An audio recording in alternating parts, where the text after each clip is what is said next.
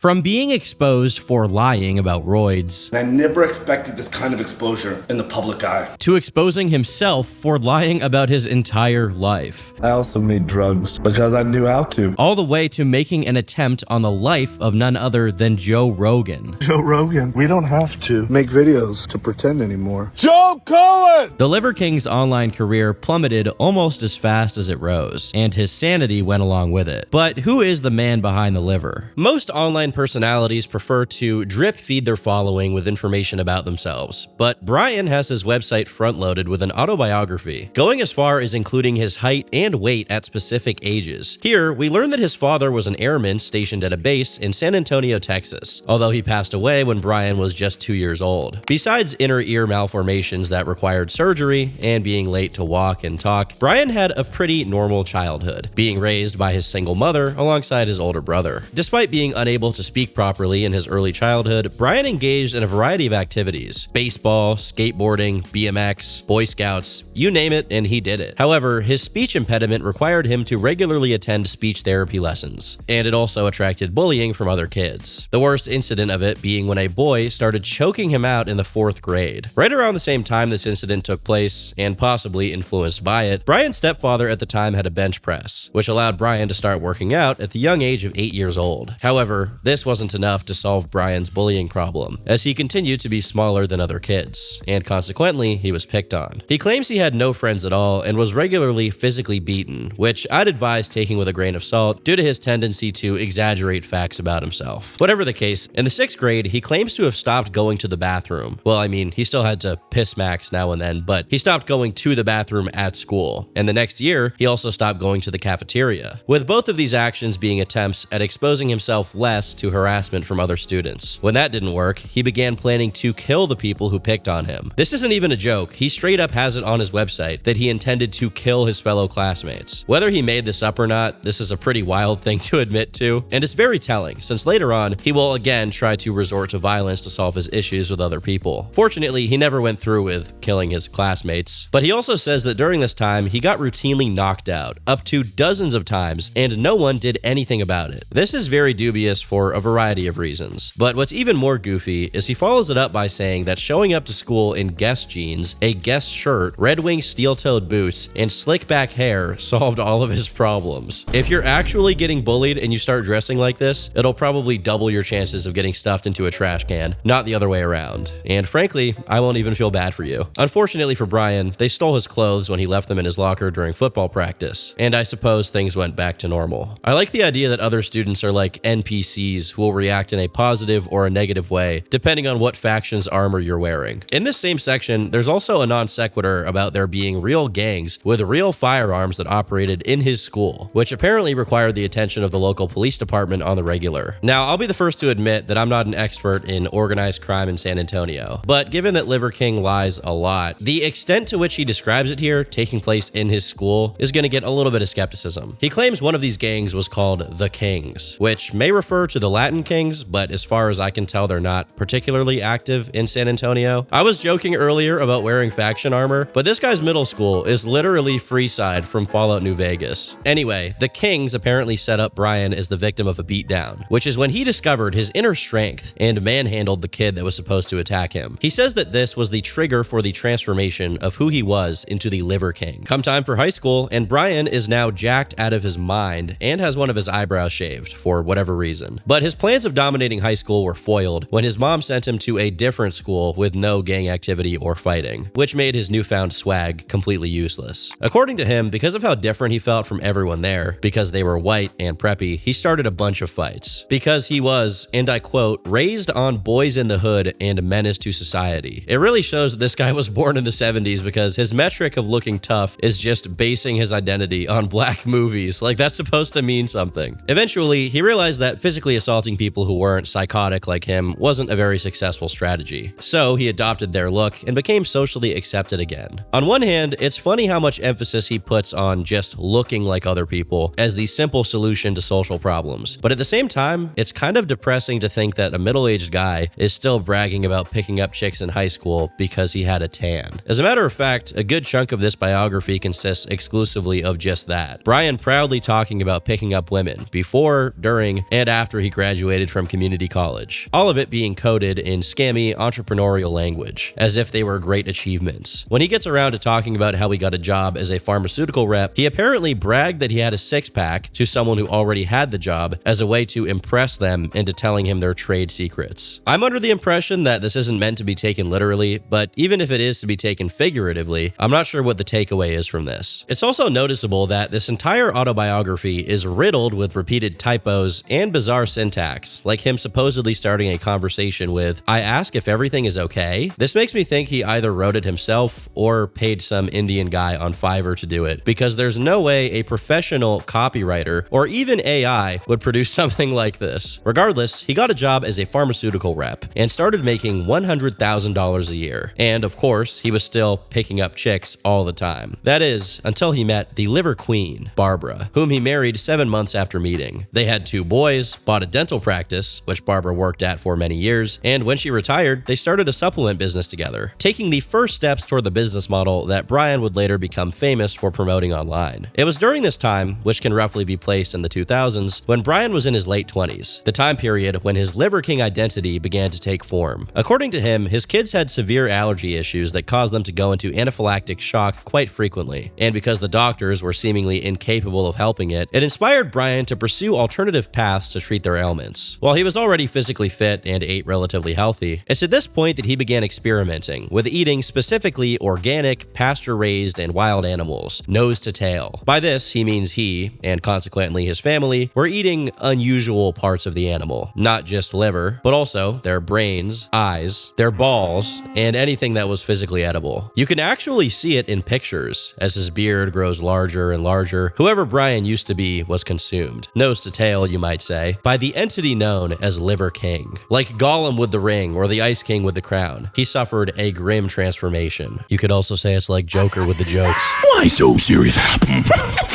It took over a decade to complete, but in August 2019, you could see it approaching its final form. In this obscure video from an old alternate account of his, he's doing almost 100 sit-ups in 2 minutes. And although he's already close to the final Liver King look, you can see that he's still somewhat normal. They say it can't be done, but even the word impossible has the words impossible. The signature redness in his face and gruff voice is not quite there yet, and there's still a glimmer of humanity in his eyes. The same cannot be said for the person he'd become just 2 years later, when he began going viral on multiple social media platforms, but with a particular emphasis on Facebook. In a promotional video by Sport Bible, which now sits at over 7 million views, he's referred to as a barbarian lad, as clips of his supposedly ancestral lifestyle play, most of which consist of him carrying kettlebells in the wilderness and looking absolutely sauced out of his mind. It's important to establish early that Brian is widely suspected of having paid for his placement post and potentially even paid for a good chunk of its views, which explains why it went viral before he even had a significant online presence of his own, as he only made his YouTube account a month later. There were already some negative reactions from people over on Facebook who pointed out that there was nothing ancestral about a clearly steroid-addled behemoth of a man carrying kettlebells while being filmed by a digital camera. However, Facebook is also full of unquestioning boomers, so Liver King's fame remained mostly safely tucked away from widespread scrutiny. That is, until Derek from More Plates, More Dates made his first video on him. Here, we can see that at this point, Brian only had 60,000 followers and 46 posts, but it was clear from the start that the whole point of his online presence was to promote supplements. There were already a few people on Reddit who were familiar with Brian's eccentric lifestyle and how he promoted his business, with a combination of the shock factor of him eating raw animal organs and, of course, lying about how he got his physique. Derek goes over one particular exchange where someone sent a DM to the Liver King Instagram account. "Hey man, you're full of shit.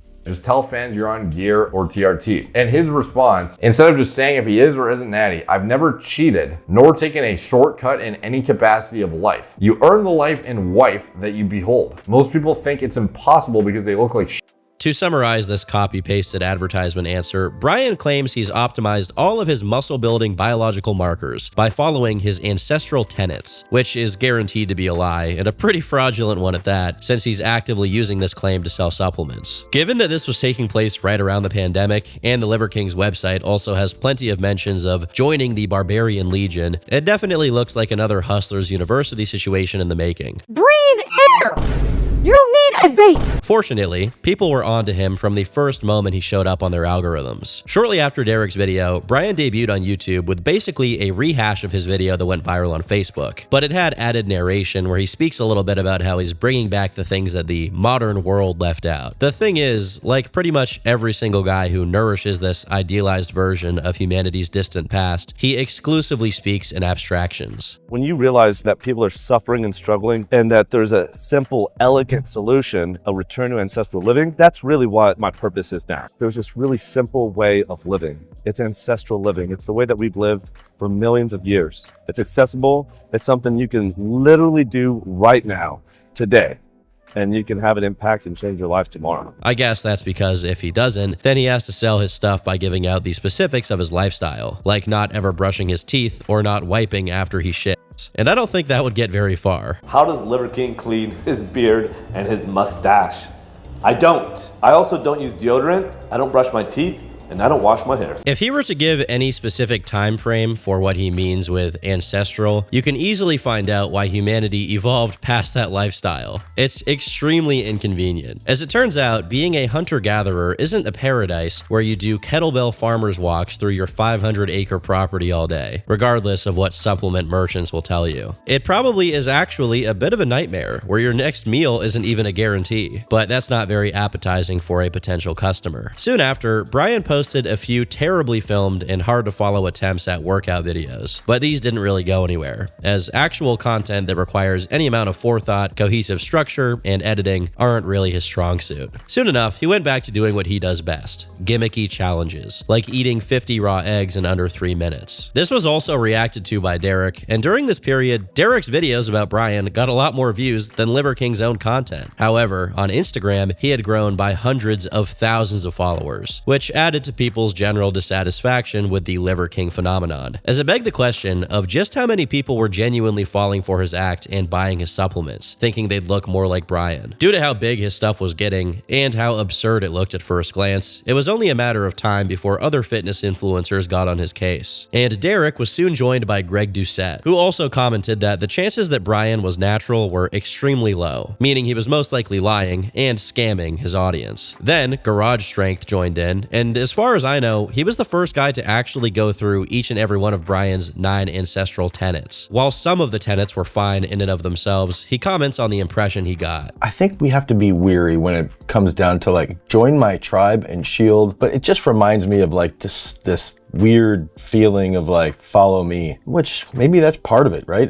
Is trying to get people that really just want to dive deep into his teaching. Dude, what's your vision? I think that's a better way. What is your vision? Do you want to be really good at something? If you want to be really good, you have to know what that vision is. You have to have a clear mindset, and you have to steamroll everything. I don't need to join a tribe to do that, but maybe some people do because they're weak-minded followers that can't actually push themselves, and they'd rather just join a weird group of people that follow ancestral tenets. Setting aside the likelihood that Brian was on gear, it was very clear from his self-published diet rundowns that Brian consumed a good amount of things that were technically processed, like whey protein. Not that there's anything bad with whey protein, but the majority of people who use that kind of product do it for one reason only. They want to put on muscle. The thing is, lifting weights and dieting for the sake of bodybuilding has only been a thing for a little over a century at most. The further you go back in time, the clearer it is that nobody, and I mean nobody, was spending significant portions of their day just focusing on putting on as much lean mass as possible. That's not to say that people haven't appreciated good physiques. They've always been appreciated since the dawn of time. But the look was always less valued than actual physical prowess, which is why things like wrestling, boxing, and pretty much any other Olympic sport precede bodybuilding by millennia. It turns out that being a gigantically jacked person doesn't make you that physically able. In fact, in pretty much every sport, extra weight is considered a disadvantage as it makes you slower and exhausts you faster. And we're just talking about straight up having muscle mass, because if we get to the topic of definition, which includes lack of fat tissue and dehydration, then it's even more of a disadvantage to the average person. If you're regularly dehydrated to maintain an unusually lean look, or if you have very low body fat, then you're guaranteed to have messed up energy levels, which become especially pronounced in the ancestral circumstances that Brian keeps bringing up. If you're thinking like a hunter-gatherer, fat storage means you can still produce energy when you run out of food, since your body can start burning your fat away. Of course, this doesn't mean that Adam and Eve Eve looked like Boogie and Frogan, but the point stands that nobody 6,000 years ago looks like Liver King. And that's without mentioning the fact that despite having a huge beard, he clearly shaves his torso on the regular to maintain his look. Lastly, one point that Garage repeatedly makes throughout the video is that obviously everyone's ancestors had access to fire, and for the most part cooked their foods. Whether it's more nutritious or less nutritious, cooked foods are just more palatable than raw foods. And since cavemen weren't thinking about how they could get a lot of views on Instagram by doing some jackass stunt where they eat raw bull testicles, I'll bet you they were roasting their meat. Additionally, depending on what your sources are, raw meat, especially organ cuts, can be pretty dangerous. So it's a bit irresponsible to blanket promote it as the healthier option when it can absolutely cause you illnesses depending on how you go about it. I could also go over the fact that he has a massive hyperbaric chamber and an enormous gas-guzzling truck for further evidence that he's pretty selective on what parts of his lifestyle are ancestral, but you get the point. As relatively successful as the videos on Brian by fitness influencers were, they couldn't hold a candle to how big the topic would get once it got repackaged for mainstream audiences. In January 2022, Danny Gonzalez made his first video on Liver King, which now sits at over 7 million views, and was most people's introduction to him. While this had the intended effect of exposing millions of people to Liver King's deranged antics under the clear context that they were, well, deranged, it also had the side effect of further growing Brian's online presence, and quickly, it started getting to his head. It's at this point that Liver King becomes fixated on being invited to take part in a podcast with Derek, and this would also mark the beginning of his years-long obsession with being interviewed by Joe Rogan. In order to attain these goals, he went even harder on social media, trying to get their attention by whatever means he could. Liver King here. A bunch of primals keep asking if Liver King is natty or not. I decided to really face this head on and show you my stack. I stack liver and bone marrow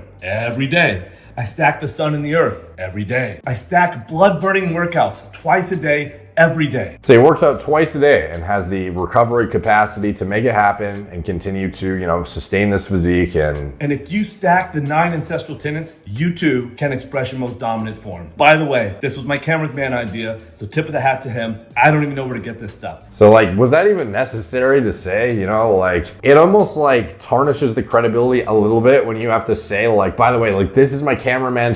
He knows where to get needles. I don't even what is this? Is this a needle? Is that the thing that steroid users put in their ass? Is this the injectable part right here? Or do you stick this plastic part up your butthole and then push it up? Or how's it work?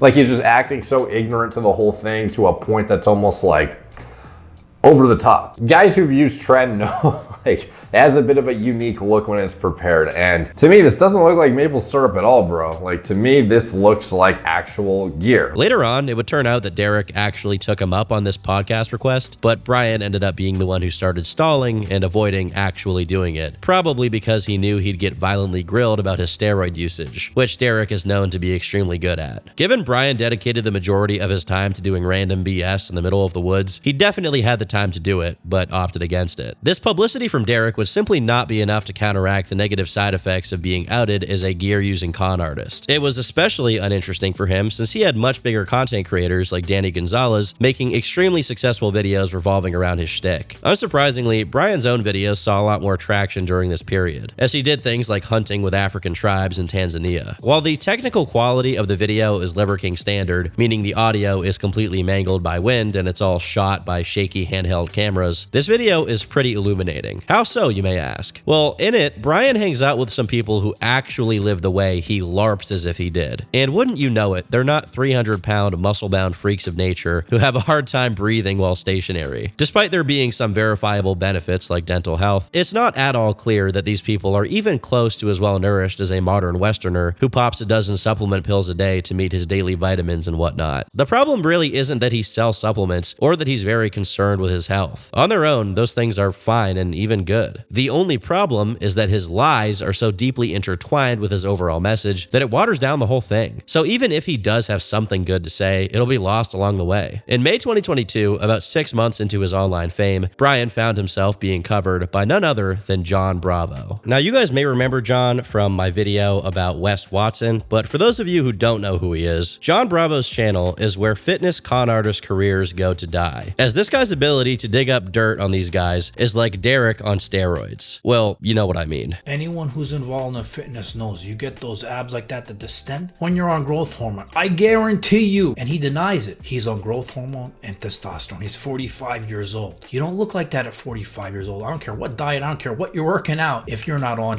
Later on in the video, John goes over a TikTok which did the math on Brian's supplement company sales, concluding he was making somewhere between $1 and $2 million per month in profit. In another video, John revisited the same stack video Derek reacted to and pointed out that the tip of the syringes he used for it were blue, which are known to be the syringes used to administer insulin. Given that no one in Brian's family is diabetic, it's much more likely that he just has insulin around because he's using it anabolically, something that many bodybuilders actually do. And it's also associated with having distended ab muscles, which Brian visibly has. While he was definitely succeeding in making money off of this grift, whatever money he was spending on PR was not doing its intended job. As when someone finally brought him up on Joe Rogan, this was the response. Have you seen that bloke that eats just the raw? Yeah, that's a gimmick, that guy. It just looks ridiculous. He's got a plate of hearts and it just looks weird. He's got an filled with steroids is what he's got. Yeah, he should have a big plate of steroids next to it. That is not a natural body. This stung pretty bad for Brian, who went on to tell GQ magazine that he's never touched the stuff, a claim that went completely unquestioned by whoever was conducting the interview. This article, by all means, is a puff piece and consists mostly of a retelling of the information that's already available on his personal website. I don't really blame the writer, mostly because it's seemingly impossible to speak to Brian without him giving you the same copy-pasted answers he gives to everyone else. It's like every interaction of his was scripted, and he can only speak about a very limited amount of topics. Proof of this is that a few days later, he was featured on Logan Paul's podcast, Impulsive, and there, he reiterated everything he's been saying up until this point. When the topic of steroids came up, this is how he reacted. There's a lot of subprimals that are convinced that Liver King is taking steroids, right? And this is one of my asking. We're gonna have to ask. I had somebody come up to me in the elevator. I think it might have been the guy that yelled at you. This is one of my favorite fucking topics. Is Liver King natty? That's what he said. I think he was like TikTok age. They say natty. Yeah, well, first thing I'm now you're giving me a sidetrack, but I'll say this. Do you think if I was on steroids, I would have these appendages down here, these legs? Have legs? Do you see how little my legs are? This is a classic go-to excuse from steroid users. This is almost word for word the same excuse given by John Jones, someone who has been proven beyond the shadow of a doubt to be a PED user. They point to some genetic weak point on their musculature as if it were proof that they didn't do steroids. Obviously, this is no proof at all, but alas, the concern for maintaining the bit was at an all-time low for Liver King. At this point, the whole "I can only be in my property where there's no EMF and no phones and no Wi-Fi" thing is set aside so that Brian can go on a bit of a media tour, taking part in dozens of podcasts and probably getting thousands of new customers along the way. Consequently, the scrutiny on his online presence increased, beginning with the speculation that he had undergone a cosmetic procedure known as abdominal etching. Basically, a surgeon performs a highly localized liposuction targeting only the spaces in between your ab muscles, so that regardless if you're sitting or standing or breathing, your abs will always be pronounced. While it wasn't full-on confirmation of Liver King not being natural, the average person isn't familiar with this kind of procedure at all. So when Derek made a video about Brian's weirdly protruding abs, it had an easy time soaring above 2 million views. During the latter half of 2022, seemingly anyone who touched Liver King was striking content gold. Jesse James West got to nearly 16 million views on a video where he spent 2 days living with Brian at his mansion, and a variety of podcasts had episodes featuring him. He was practically inescapable in any form of online media. You know what? No need to. But while his antics ramped up to new degrees, with him doing things like lifting while shirtless at Buckingham Palace when the Queen of England died, the time for reckoning was approaching. In October 2022, Greg Doucette signal boosted a revelation made not by any content creator who worked with Liver King, but instead by UFC fighter Paulo Costa. Paulo, who at the time was under accusations of being on gear, decided to pull a little stunt with Liver King at one of his weigh-ins while holding a bottle labeled Secret Juice to mock people who were accusing him of being on gear. With the secret sauce.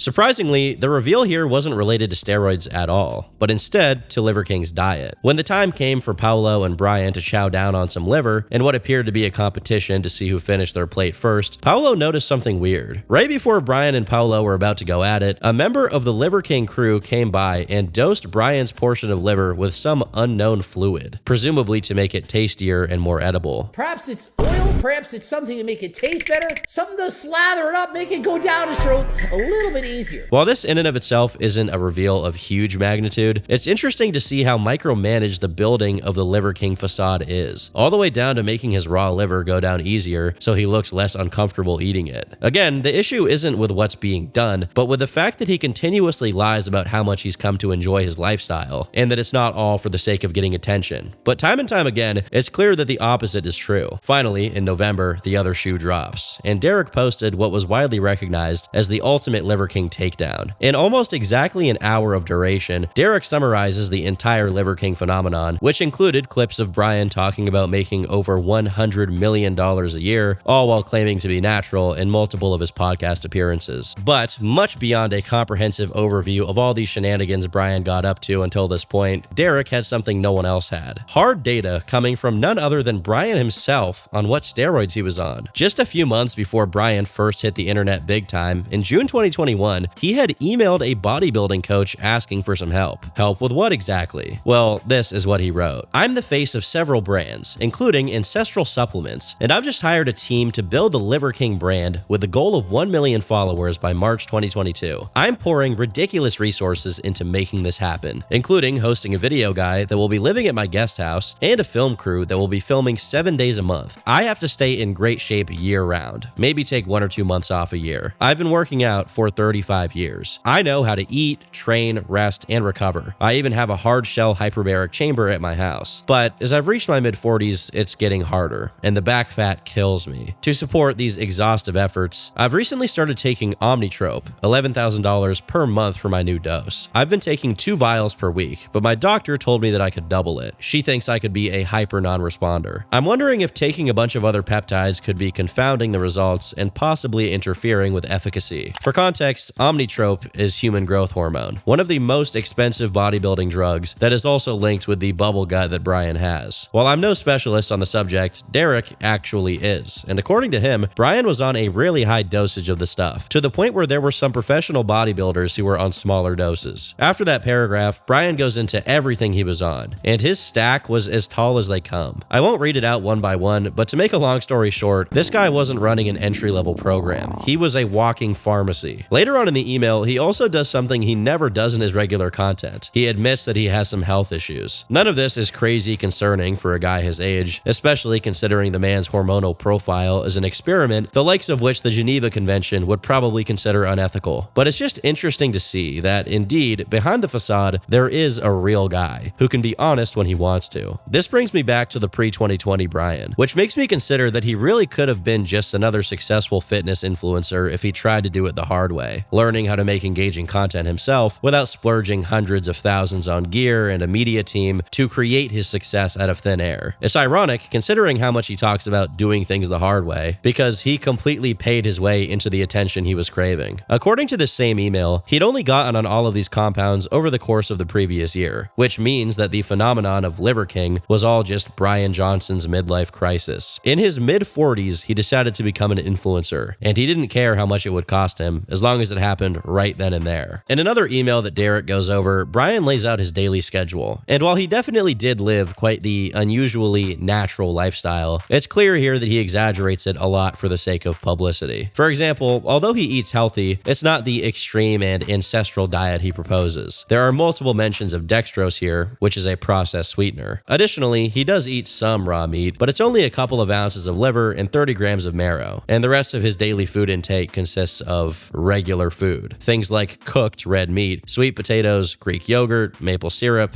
eggs. He even has a daily allotment of time to spend watching superhero movies and playing video games with his sons. It would be pleasantly surprising to know that Liver King can be a normal guy, were it not for the fact that this comes packaged with the stark realization that he has been compulsively lying and pretending otherwise for years at this point. After describing his daily schedule, he adds that he has poor quality sleep and has to stay in bed up to 10 hours a night in order to get 8 hours of actual sleep, as he wakes up a lot throughout the night. And on top of that, he still still occasionally takes a nap around noon. This is another thing that he consistently neglects to mention in his actual content, where he acts like sleeping on a couple of covers on top of a wooden slab is awesome and comfortable and gives him great sleep. And that's if we only take his wooden slab bed into account, as the other potential culprit for his poor sleep may be how much muscle he's packed onto his body. I mentioned earlier in the video that having a lot of lean mass can lead to being fatigued easier, but another related side effect is that it's closely tied to conditions like sleep apnea. Makes me look like a sick man.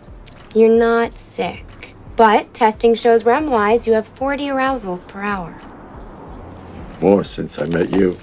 Basically, having dozens of pounds of muscle more than what you naturally should have can make you sleep poorly, no matter how many hours you spend sun gazing and walking around barefoot. With a body fat of 10%, at a height of 5'7", and a total weight of 200 pounds, you can imagine how much all of that muscle is weighing down on him physiologically, especially since he's 45 years old. After he gets done reading the email sent to his coach, Derek reveals that Brian had also emailed him directly in May 2021. This means that all of this time, Brian was publicly pretending to be Natty and actively trying to lure in Derek's attention, despite the fact that he had previously sent Derek an email where he admitted to being on gear. It shows how careless this kind of person really is. Interestingly enough, in his email to Derek, Brian says he's played around with peptides and is interested in exploring growth hormone, when at this point he'd already been on growth hormone and other steroids that were much more than peptides for almost a year at this point. 1 month later, someone who worked for Brian also emailed Derek, trying to set up a conversation between them about growth hormone dosages, but this email also went unseen and unreplied to. In summary, from 2020 to 2021, Brian made the conscious decision to get on as many steroids as he possibly could, and dedicated tens of thousands of dollars to inorganically turn himself into a web celebrity in order to promote his business and get a lot of attention while he did it. After a year or so of people expressing skepticism toward him, Derek's video put the nail in the coffin, doing irreparable damage to his reputation. But it wasn't over yet. While the audience was the jury and Derek was the judge, Moist Critical, Charlie, or Penguin Zero, was the executioner. 2 days after Derek's video, Charlie covered and summarized the situation to his much more mainstream audience, amplifying the reveal to people who otherwise don't keep up with the ongoings of the online fitness community. In Charlie's video, there's the inclusion of the first quote-unquote response Brian had to the email leaks, which went, "In a weird way, I'm grateful for the recent events that have shed light on this complicated topic." The man double speaks like he's the second coming of Tony Soprano. Mind you, this little blurb is followed by Brian once again asking to be featured on podcasts to discuss the topic, and once again bringing up the 9 ancestral tenets. I think that for a brief moment after the leaks, he really thought he could still BS his way out of this, and people would just look the other way. Ultimately, this is just how a compulsive liar acts. They may have specific ulterior motivations, in the case of Brian, selling supplements. But then again, you can still be a successful supplement salesman while admitting to be on gear. They're not mutually exclusive. He lied about being natural because he liked to do it. He actively wanted people to be fooled. He got off on the spectacle aspect of it, no matter what the cost was. But no online personality's implosion is complete without an awful apology. And Brian delivered in amazing fashion. Before I play you a clip of it, I'll note that the original has all the audio panned to the left for whatever reason, but I'll fix it here for your guys' enjoyment. Primals, I'm making this video to apologize because I f***ed up, because I'm embarrassed and ashamed. I've stated that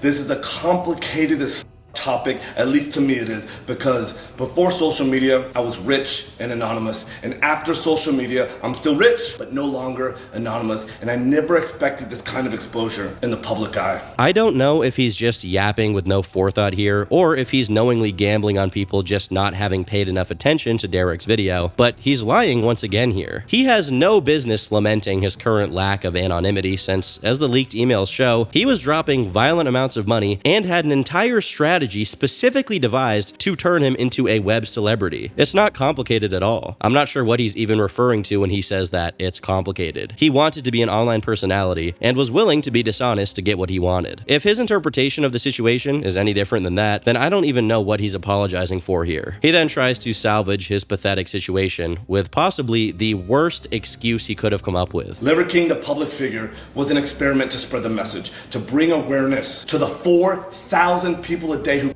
themselves. The 80,000 people a day that try, our people are hurting at record rates with depression, autoimmune, anxiety, infertility, low ambition in life. He goes on for a bit longer here, again, repeating the same things he said on the Impulsive podcast, almost word for word. The numbers on people who take their own lives, rattling off the things they suffer with, punctuated with little phrases like model, teach, and preach. You couldn't get more deceptive if you tried to. Even the way he points his finger at the ceiling. He must do it a few dozen times in this video alone. It's like a salesman's tick he's physically unable to stop himself from doing. Given how old this guy is, it's really fitting that he comes off as an old school, door-to-door salesman style con artist. The way he manages to go on the same exact tangents, nearly verbatim, is probably due to him writing these things down and memorizing them in the mirror. Literally nothing about it is organic. Everything is designed to persuade you. He is the Wolf of Wall Street of steroids. He's trying to act like he lied about steroids and took a shortcut to online fame because it would make people take their own lives less. Our young men are hurting the most,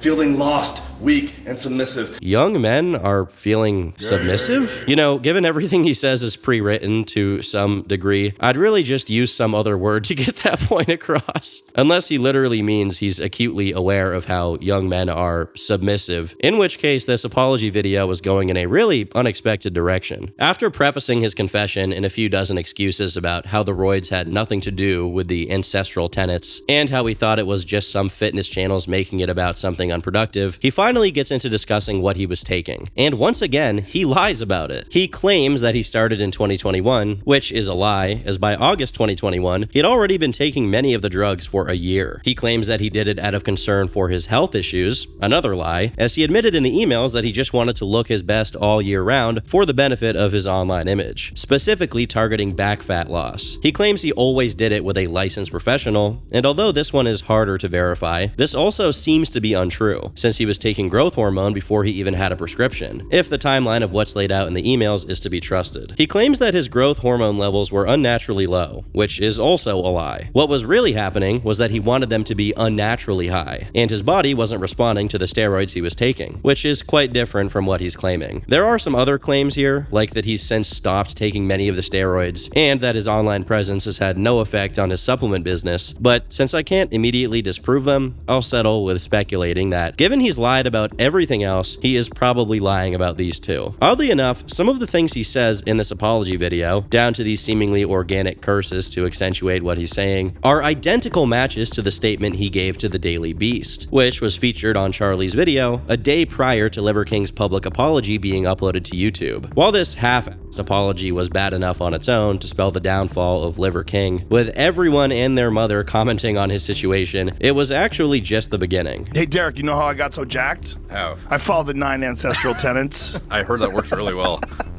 It's the best way. One of them came up to me in Vegas. Oh, really? Yeah, one of my security guards stopped him. He was like, I'm a producer for the Liver King. Like, how many UFC events did he try and kind of like cozy up? He was front row at one of my shows in Vegas. Oh, damn. At the MGM. Yeah, and then I saw him again at the Canelo fight. He was trying really hard to get on the podcast. And he's been trying really hard to get on now. He contacted a few friends of mine. And some of them that have, like Bert Kreischer, that had him on the show. Yeah, he told me he's trying to get on. Yeah, for what? For what? Say that more? Like, come on, this is dumb, man. You ran a con game and you got busted. Just a few days after the apology video went up, John Bravo reported on Paul Saladino, or Carnivore MD, who was Liver King's business partner, claiming to have fallen for Brian's lies for 5 years and being hurt by the fallout. The thing about this is, prior to 2020, Brian was visibly a lot smaller and far from the man mammoth he later became. So the chances of Paul not noticing that his business partner suddenly put on 20 pounds of muscle in his mid-40s with the specific intent of using his physique and appearance to promote his business, well, the chances are pretty much non-existent. If you go back and look at their public interactions, it's very clear that Paul is as in on the lie for the money as Brian is. See someone with your physique, they look at it and they think there's something going on here. There's gear, there's steroids, there's performance-enhancing drugs. When I see people ask this question, I think, if you could do, 1/10, or if you worked out 1/10 as hard as Liver King, then you could ask him this question. I've lived with you, I've spent time with you, and I've never seen anybody live the ancestral message as richly and deeply and truly as you do. Obviously, him later disavowing Brian's steroid lies was motivated by him trying to throw Brian under the bus, as if he had no idea what he was doing. While Paul clearly hasn't suffered the same career annihilation as Brian, it's mostly because Paul is much better at actually making properly structured content rather than social media engagement bait, which was all that Liver King could ever do. However, Paul has similarly been subject to criticism and scrutiny scrutiny from the fitness community for his health and fitness advice, so I wouldn't say he's entirely out of the woods yet, especially due to his involvement with the Liver King scandal. Another day went by and someone else came forward to explain their previous involvement with Liver King, but this time it was actually justified, as this was the person responsible for leaking the emails that proved Liver King was on gear. Vigorous Steve, the Liver King's trainer to whom the emails from Brian were addressed, came out as such and explained why he did what he did. Hypothetical question for you. If somebody signs up for coaching and you have to refund them after 2 or 3 weeks of miscommunication and a ton of red flags, does that really count as coaching? I felt very conflicted about this entire situation for the last 1.5 years, but after I saw the apology video and the statement by Paul Saladino, I felt horrible. I should have released this information months ago, the first time this guy started to claim natural publicly. I gave Derek permission to use these emails in a redacted form to help Brian, aka the Liver King, finally come clean, which to a certain extent he did. He admitted to experimenting and taking the performance-enhancing drugs at the time. He filled out the questionnaire and then he patched one lie with another lie, saying that he's currently under doctor-supervised testosterone replacement therapy. Take it from me, nobody else on this planet looks like that on TRT just by itself. And now looking back on it, I honestly think that he wasn't truthful and transparent on the questionnaire either. He just gave me enough information to help him fix his IGF-1 levels, but his blood work results weren't very representative of the cycle that he presented to me, not regarding the use of anabolic androgenic steroids. So while he at the time said he was on a cruise dose of testosterone cypionate, how many blasts or how many actual cycles he did previously, I don't know. We didn't really get that far in our coaching collaboration. I asked him to do additional health screening going forward. He told me he felt fine. That's a huge red flag for me. I've heard this 100 times before from competitive bodybuilders. They're very reluctant to really get their health in order, knowing that this was going to turn into a headache and wanting to phase out the coaching services anyway. I decided to refund him his money. I told him we were not going to be a good match, and I never heard from him again. What he wanted me to do is be his drug guy secretly. I would have been complicit in this lie all along. And if I knew what was going to happen, what the Liver King was going to turn into, man, I wouldn't be able to live with myself. At one point or another, when he started claiming natural, I would have dropped him as a client anyway and refunded him at that point in time. If I knew what he was going to turn into, I would have never sent him the questionnaire. Steve's explanation is a lot more believable than Paul's, since he actually didn't know who Brian was and only interacted with him for a couple of weeks before he dropped him as a client. Additionally, this confirms what was already suspected, that even in his emails, Brian was still being deceptive and not giving the full picture of what he was on, and continued to lie about it in a different way even after he was exposed. Despite Steve's addition to the dog pile on Liver King being relatively obscure, especially in comparison to other people's contributions, it served as the last nail in the coffin, getting into detail regarding just how dishonest Brian was, not just to the public, but seemingly to every single person he spoke to, whether in front of the camera or behind the scenes. It didn't even take a full month after the admission and apology for former fans and customers of him to sue him to the tune of $25 million, not only for deceiving them into thinking that his physique was natural while promoting his pills, but also for getting them to eat raw food that made customers sick, according to the Daily Mail article reporting on it. Over the next few months, up until around the midpoint of 2023, things went quiet with Liver King. At least quiet in comparison to the immediate fallout of Derek's expose video. During that period, Brian continued to make new posts and promote the primal lifestyle, as if nothing had changed. And indeed, as far as his sales were concerned, he was still doing really good. As John Bravo eventually showed, his products continued to sell well despite what had happened. Money-wise, Brian had every motivation in the world to continue eating big mountains of bull testicles online. There were even a few content creators who were still perfectly willing to collaborate with him, so there was really no reason to change up his gimmick. However, the unknown amounts of heavy-duty gear he was on were clearly wearing on his body, as over the course of months, he looked to be years older than he actually was, when just a couple of years prior, when he was clean, he looked pretty young and healthy for a middle-aged guy. The wealth flexes only got even more egregious, as he posted himself flying in a private plane and responded to comments explaining why this was actually very primal. Despite saying he was still on gear in his apology video, according to Brian, he spent the first 222 days of 2023 being, quote, completely natural. How did he prove it? Well, he wrote about it on his website. No blood work whatsoever, like other natural athletes and bodybuilders provide, just more talking. While he visibly lost muscle mass, it probably means he lowered his dosage, as actually going cold turkey would cause some super bad side effects he didn't seem to be suffering from. In a video he made in response to Moist Critical's claims that he was still lying about being on gear, Brian claimed that after his apology, he committed to never lying ever again. In this same video, he objects to Charlie's critiques of him flying in a private jet, saying that he's never been against technology. There's a window of roughly 1 minute between him saying he'll never lie again and him lying. As I would never lie again. What's ancestral is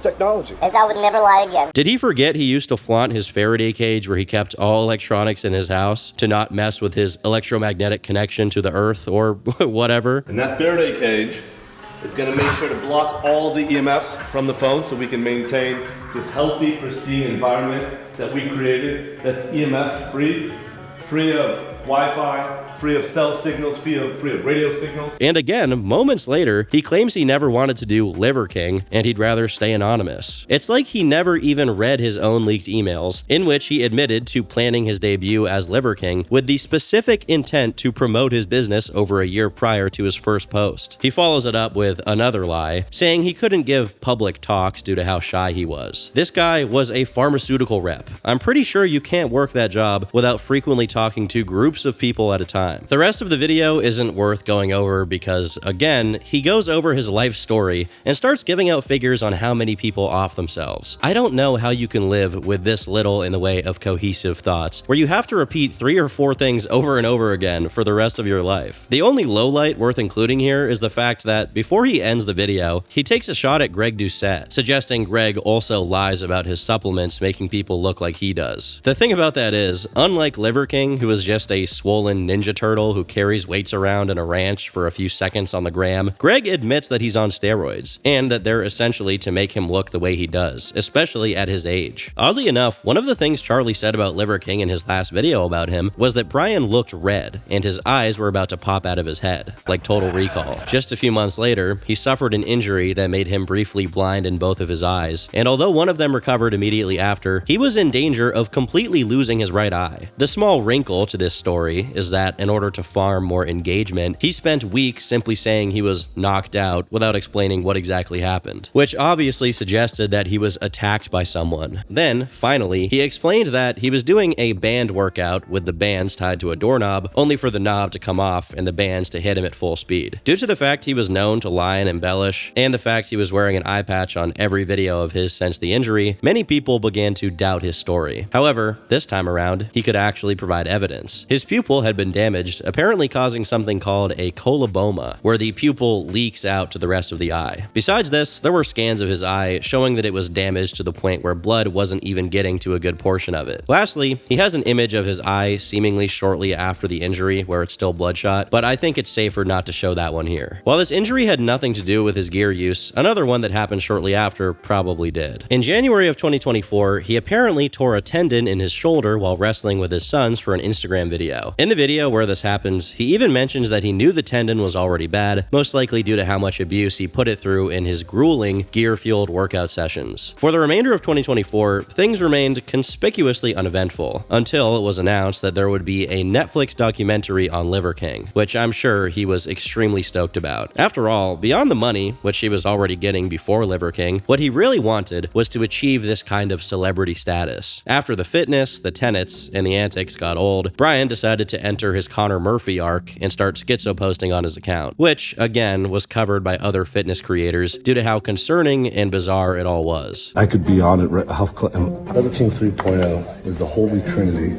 of the truth. Fran, sub-minute 3, lose 20 pounds, gain 20 pounds. Just depends on your goals. Insecure about a thing that is a paltry thing of flesh because my dick went to the left and I took Adderall. He could be playing it up for attention, sure, but while these cases always contain some degree of performance, like in the case of Connor Murphy, who I already covered in a video, the thing about them is there's always a degree of real disorder behind them. Greg Doucette speculated he might have developed schizoaffective disorder. Other people suggested instead that this could be pure psychosis due to his liver failing, as these symptoms do appear in some cases. sources. However, the most simple explanation is the least exceptional, and perhaps the saddest one: drug use. Given one of his tenets is to have some fun, and in some of his travels around the world from this period, he can be seen smoking some questionable cigarettes in other countries. All it takes is one trip to specific parts of South America for Brian to get introduced to certain hallucinogens that cause this kind of state. Or alternatively, it could be even simpler. The steroids themselves could be causing him brain damage, not just because, well, they're steroids, but also because they may be tainted, as he's been proven to take steroids that aren't prescribed and not necessarily pharmaceutical grade. As it turns out, all the way back in March of 2024, he took a trip to Mexico, and according to his own Instagram post, he did ayahuasca. And later, this event was fully recorded in his Netflix documentary. For those who don't know, ayahuasca is an extremely powerful hallucinogen. Some people, like Jake Paul, claim to have done it 10 times and been perfectly fine and even better after, while many others are literally never the same person ever again. They are crazy forever after taking it. Now, the one potentially positive side effect of this second transformation of Liver King is that it seems to have made him a bit more honest, as now he frequently offered up information that made him look just terrible. In the Netflix documentary, Brian is interviewed, and for seemingly no reason other than his own willingness to fess up, he tells a completely different story of his past than what he usually says. Here, he says that from age 16, he defrauded the GNC he worked at by making new receipts to bottles that customers returned, and then re-returned them to other GNCs to make extra money. Soon after, he claims he made homemade drugs and sold them, and although this is kind of hard to believe, one of the repeated things he's always said is that he had a degree in chemistry, so it's not impossible. Lastly, he adds that he counterfeited money to great success in his youth. But however serious these crimes are, they pale in comparison to another bombastic revelation, which didn't actually come from the Netflix special, but instead from internal conversations between employees of the Liver King acquired by John Bravo. In these, he's described as, in his pharmaceutical rep days, stealing medical devices, dumping them at Lake Conroe, and then claiming it as a sale. This is a devastating blow to the mythology he built around himself, and I think it's so scathing that even he, in his post-ayahuasca-addled state of transparency, couldn't bring himself to admit it in the Netflix doc. However, according to the employee who provided this information, this is something he used to brag about, which goes to show how much of a psycho this guy truly is, to even think that this is something to be proud of doing. But as we move forward on the Liver King timeline, the last and perhaps the most damaging reveal is that even his supplement business, independent of the Liver King persona, was also built on lies. Its top product, which was a supposedly Swedish-sourced protein powder that was purported to be made from the best possible raw materials, was actually not Swedish at all. In fact, it came from the United States, India, Argentina, China, France, and basically a laundry list of countries that may or may not have the highest quality standards for the products. Although it's far from the worst possible fraud he could commit in this area, it is still technically fraud, if he was selling it as if it were something else. I feel that it's important to remind you guys that he's currently sitting on, at the very least, a few $1,000,000. So even if you feel bad for how deranged he's become, or even if you feel sorry for his family for having to put up with this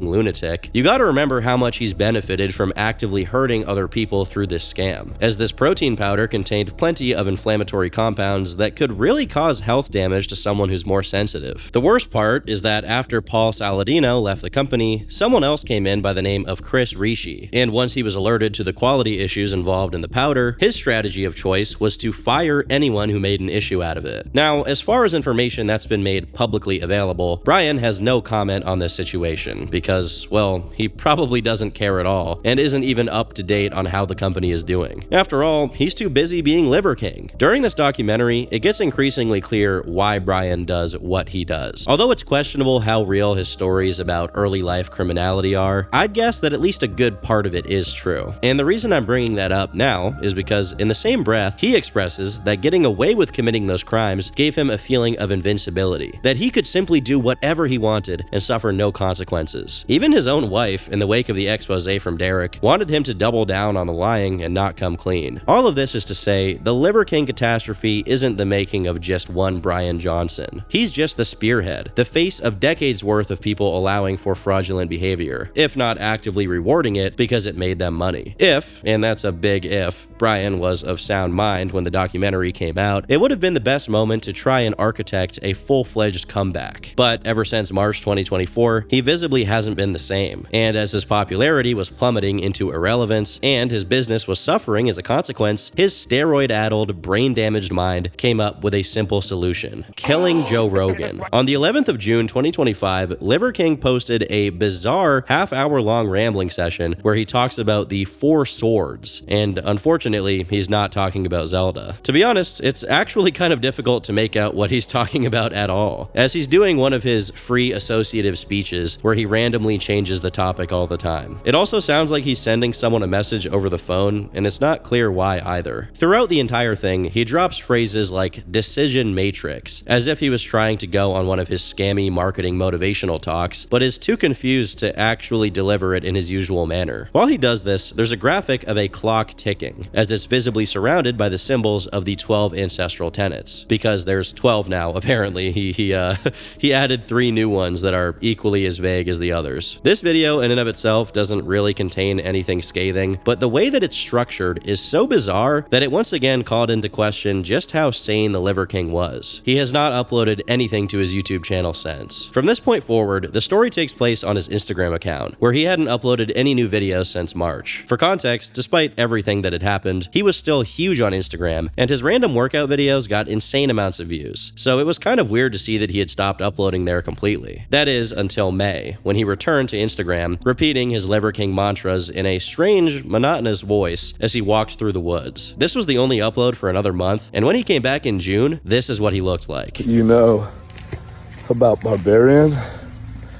It's a modern day rite of passage. It's weaponizes our young men with principles to strive. Based on some of the comments, he was deleting some of his uploads, so the exact reason he looked all messed up wasn't immediately clear. He continued to make more videos, eventually explaining the intentions behind his return and his newer posts. Dude, have you played that game? Mario Kart World is so dope. And then we have these setups where we combine the virtual world with the real world, so we're right next to each other. More importantly, I'm picking a fight with Joe Rogan because it's out of principle. I'm not gonna go fight with this guy. Do you see?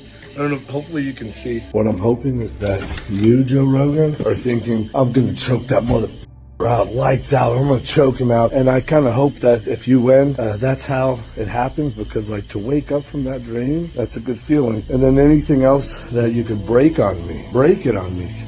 I hope that you won't feel me tap. That's never happening, tapping, because I have something actually to fight for. In case you didn't know, I take on the ground. This is where I lay in the shower. I lay here on the ground. That's my enema bucket. That's my enema bucket right there. This is Mr. Enema Bucket.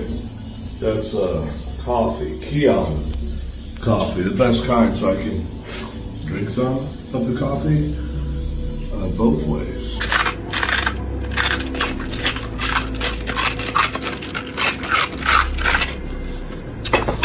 You wanna fight me? Joe Rogan. Baldy face. Hurts a little bit. I hope there's real tension to fight, but I hope you actually release me. And I'm gonna take my whole family with me to Austin. Guess what, family? 4 o'clock. So if you could release me of it, that'd be cool too. But you can only release me of it by saying, okay, I'll accept this this organism can come on my podcast. I'll accept $1 million from him to be invited. Man to man, I'm picking a fight with you. Yeah. We're gonna make Joe Rogan pay. We're gonna make 3 people pay, primarily the fake Jews that I've already said. The more plates, more date. We're gonna make that guy pay. We're gonna make a few of those guys pay, and then Johnny Bravado or something, that guy who claims to be an investigative reporter, your boss, Sheldon, the other fake Jew, he's gonna pay. Neural man who tried to attempt to direct a lie that they called the untold truth about a man that knows the truth, that's articulate enough to say, hey, you fake Jews. Now, just to get it out of the way, I'm not sure what he's talking about with the fake Jew stuff he randomly drops in here, but what I do know is that he still clearly held a massive grudge against Joe Rogan for not having him on the podcast all the way back during his 2021 media tour, and now he was trying to get Joe's attention by any means necessary. Due to how silent his house was as he aimlessly walked through it, talking to himself about what he was going to do, people began wondering if something had happened between him and his family, and he spoke on it soon after. My mom, so disappointed, you know, my own queen, and the people that really care about us. So many people around us that like care and love us and really know us. They kind of have a look of disappointment, you know. How come? What do you mean about the movie? You know, because, well, that's not who you really are. We actually really know you, and this is what you got credit for. Well, I don't really need the credit, you know. Thank you. But so disappointed that everybody seems, you know, a sense of disappointment, not reconciling with the actual truth. It's like everyone's kind of left anemic, knowing we can't have closure. In the next post, he can be heard talking to someone who sounds like his son, but he can't be seen on camera. And after a brief exchange about locking up the jet skis, Brian dances for about 20 seconds before saying the following. Joe Rogan, just release me of all these other things, man. The next morning, Brian is once again in the woods and talking about him and his family going on jet skis. But when he points his camera at the car where his family is supposed to be, there's nobody there. Over the course of the next few Instagram reels, he keeps acting as if he's talking to his family when they're not there at all, despite it being Sunday, which is family day for him, as he also repeats throughout these videos. The most concerning thing about this is that he keeps demanding Joe Rogan have him on his podcast until tomorrow, or else he and his family would be going to Austin, Texas, which is definitely a thinly veiled threat to Joe, who currently resides in Austin. One day later, his speech began to deteriorate as he slurred his words, and also recorded a few cockroaches running around on his kitchen floor, which is a clear sign that his house was being unkept and that he was losing his mind. Sadly, you can also see that the dogs are still there, but as far as I know, they haven't suffered anything as a consequence of Brian's deteriorated mental state. Eventually, he gets to his jet skis, but again, his family's not there. And in the video, it sounds a lot like he refers to Joe Rogan as Joe Cohen and High Priest. Joe Cohen, he's my high priest. We're supposed to be on the jet skis.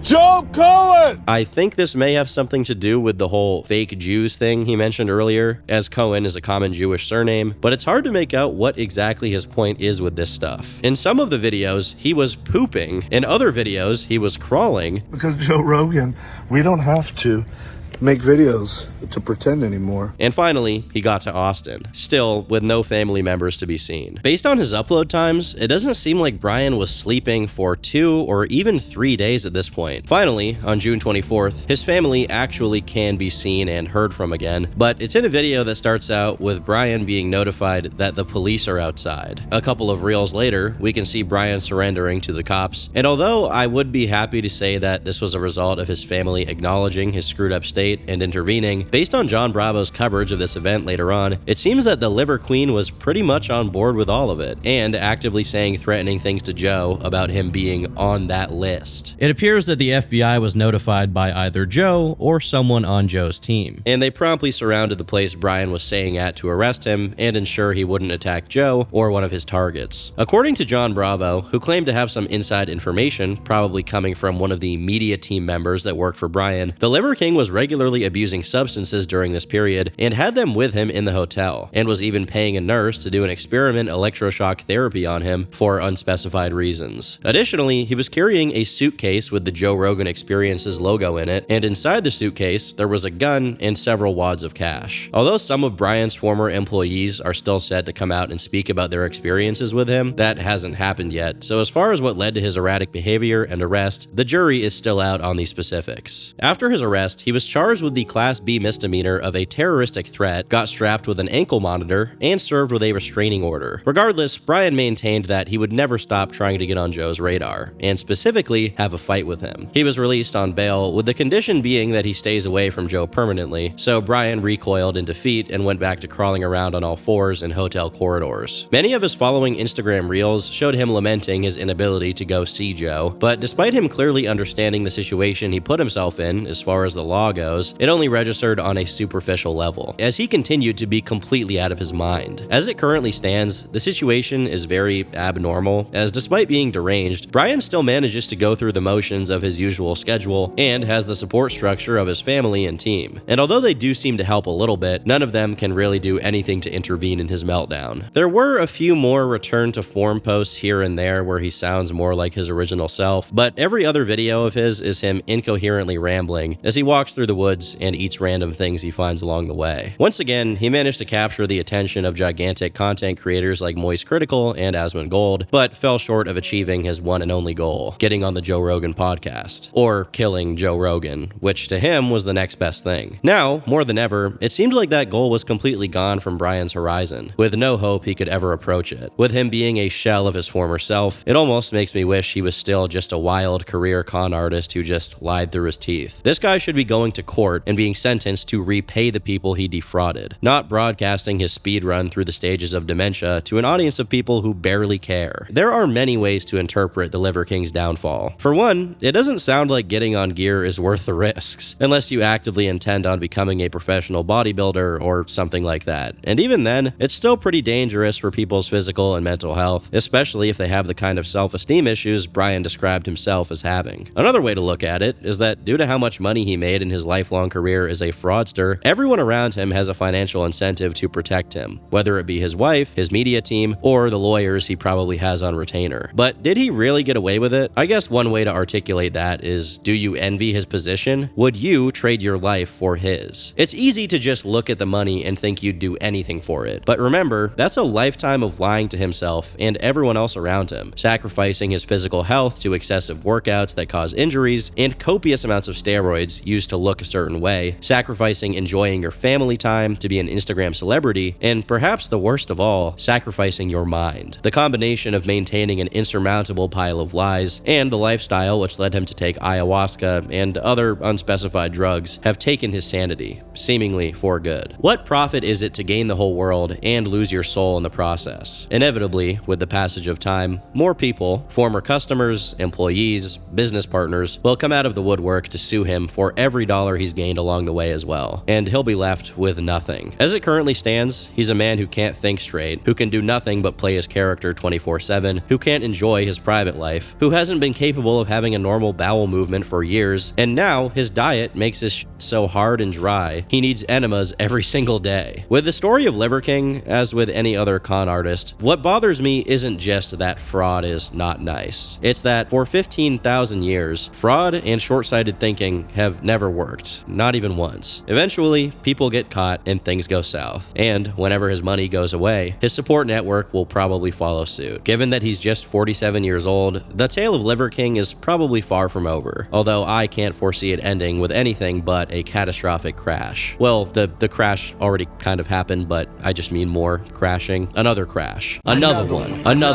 This video was brought to you by the Turkey Tom Shaker Cup, available for a limited time only. This is actually my first time being outside ever, because outside of this, I spend a lot of time locked in on the computer, and you know I gotta have my caffeine. And what better way to do it than with this cup and its epic design? It's got the Guno meter right here, so as it fills up, you can see the different tiers. It's dangerous, it's dark, it might get you put on a watch list. But that's fine, because the federal government actually can't legally take away your GamerSupps cup. This is true, it's verified by true American patriots, and if they do take it away from you, you can personally call Donald Trump and have him get you out of jail. Not to mention, GamerSupps has 0 carbs, 0 sugar, and less than 1 calorie. Can you believe it? GamerSupps is also cheaper than energy drinks and soda, and there's no crash from this delicious, absolutely tasty meal. So use code TOM for 10% off right now at gamersupps.gg. I repeat, code TOM. A link in the description to get this epic new shaker cup. You're gonna want it, you're gonna need it. Get it before it's gone. I've been Turkey Tom. Thank you very much for watching the videos. Thanks for all the support lately. Do appreciate it. And until next time, leave me alone.